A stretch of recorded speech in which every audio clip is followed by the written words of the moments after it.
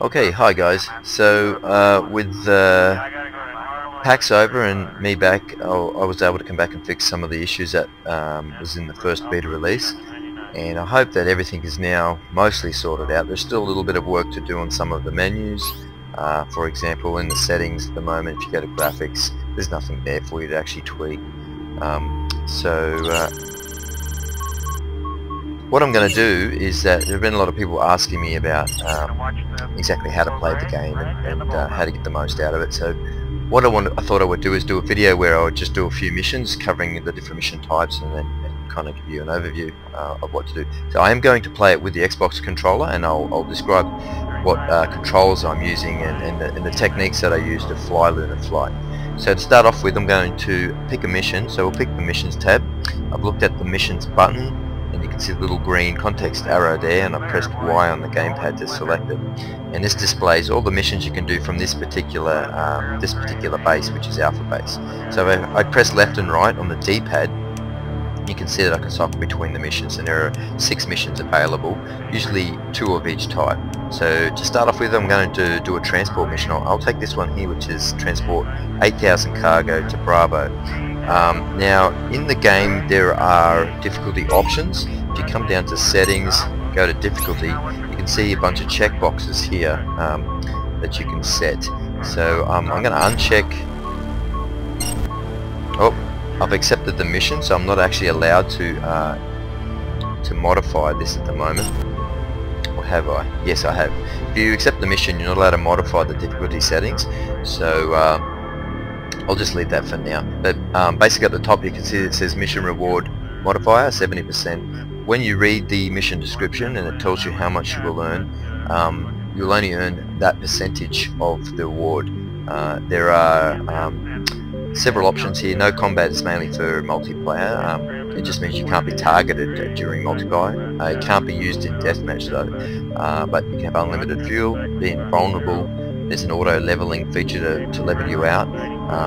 Those are considered cheats, so they'll actually decrease the modifier. And the bottom 2, which is accurate landings and financial penalties, they add some risk to the game, so you'll actually get bonuses to the modifier, which means you'll earn more for doing the missions. So we'll go back out now and attempt this mission. So we're going to Bravo. So what I'm going to do is I'll just now I'll just put this on map and I'll show you. We're there at Alpha Base, and we're going to go to that selected pad, which is B for Bravo. I'll just recycle that. You can press B on the gamepad to cycle the navigation points.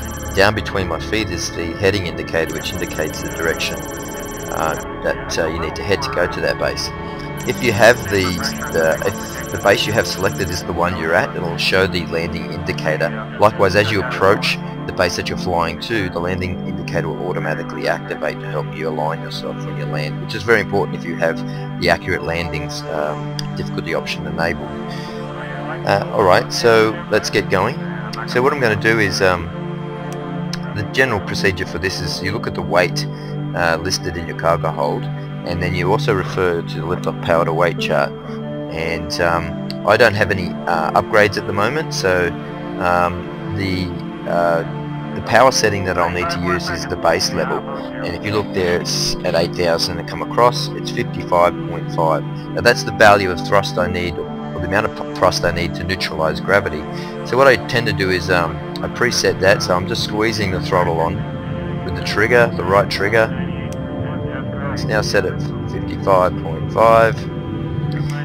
And right, normally if I didn't have unlimited fuel on, I would just top up the fuel before I take off, but I've got unlimited fuel, so that won't be an issue.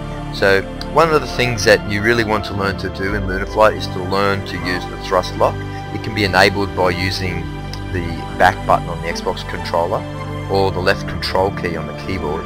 When you enable it, you'll see a little green light appear above the throttle, the power output just over there. Now the reason you want to use this is it allows you to use the absolute minimum amount of fuel you need to maintain a cruising velocity. So another important thing to learn when you first play Lunar Flight is to avoid using pitch and roll inputs. Simply take off. You can see I'm carrying quite a bit of weight here, so it's taking a bit of power to get off the ground. I'll just point out what some of the readouts are as well. Next to the fuel indicator, there's 000.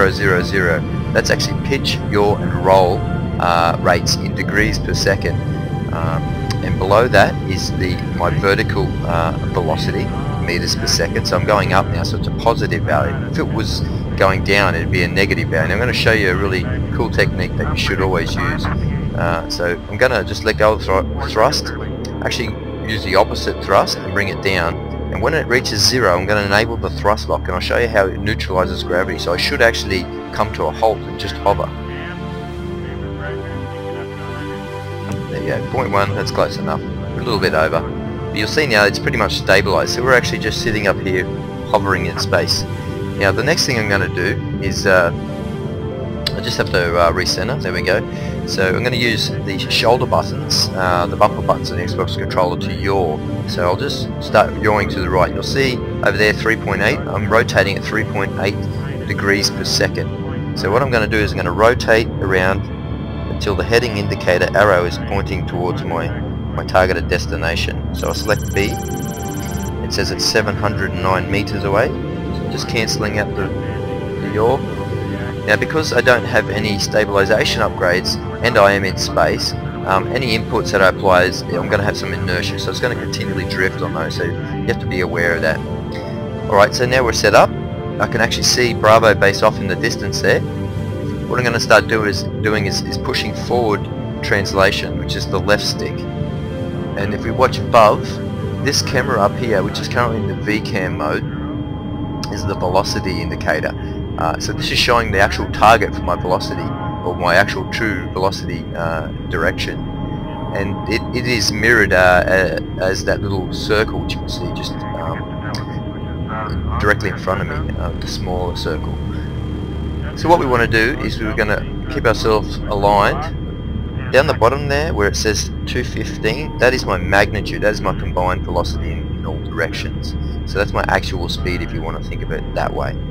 So you can see up the top there's also an alignment indicator, that little thing that's moving left and right. That's my orientation, so I'll try and line it up with the velocity across. Now what I'm going to do now that I've got some speed, it's okay, usually when you're carrying heavy loads you want to avoid getting too fast, at least until you get upgraded and you have some more powerful RCS inputs and thrusts to help you slow down quicker.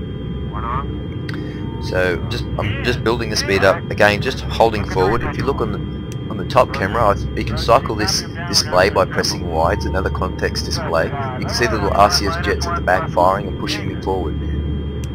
There we are on the map heading towards B. That camera is looking directly at the selected navigation point. You cycle through, there's Charlie base, Delta base and Alpha base that we just left. So we'll keep it on this one, which makes it much easier for targeting. So what I'm going to do now is I'm going to switch the thrust lock off, and you'll see that gravity is starting to bring me down. The vertical rate is now negative, which means I'm descending. And I'm going to stabilize it around 1 meter per second. Now I'm going to start using a retro RCS burn to slow me down, my velocity. I'm going to bring this down to about 3 meters per second, which is a safe approach speed.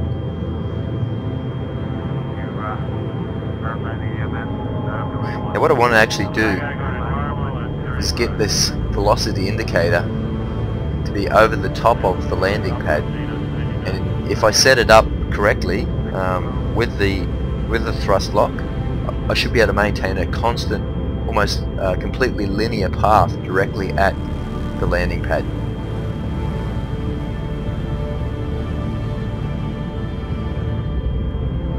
We're going to watch the prograde and the ball belt.